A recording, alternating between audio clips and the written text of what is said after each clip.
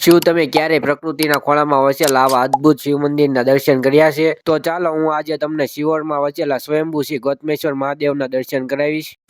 હર હર મહાદેવ. તો આજે આપણે જવાનું છે શિવ મંદિરે. પછી આપણે વૈયા મંદિરે ને આપણે આયા છીએ આ સ્વયંભૂ શ્રી ગોતમેશ્વર મહાદેવના મંદિરે. આ છે નીચેનું મેન મંદિર મહાદેવનું. હવે હું ઉપરના મંદિરે આવ્યો છું ને આયા મેં જળ અભિષેક કર્યો.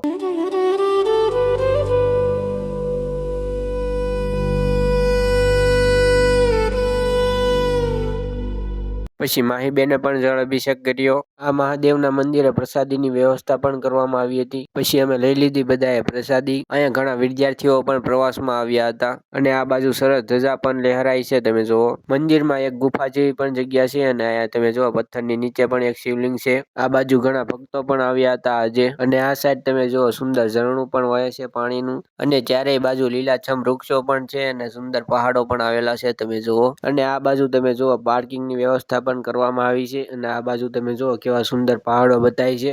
તો તમે પણ ક્યારેક મહાદેવના દર્શન કરવા આવજો શિહોર. અને હમણાં જ તમે જુઓ દિવાલ પર સુંદર શિવલિંગના ચિત્રો પણ દોરવામાં આવ્યા છે. તો આનો ફૂલ બ્લોગ આપણી યુટ્યુબ ચેનલમાં આવી ગયો છે અને આ બ્લોગ ગમ્યો હોય તો લાઈક કરી નાખજો. નવા નવા બ્લોગ જોવા માટે પેજને ફોલો કરી લેજો ખાસ કરીને.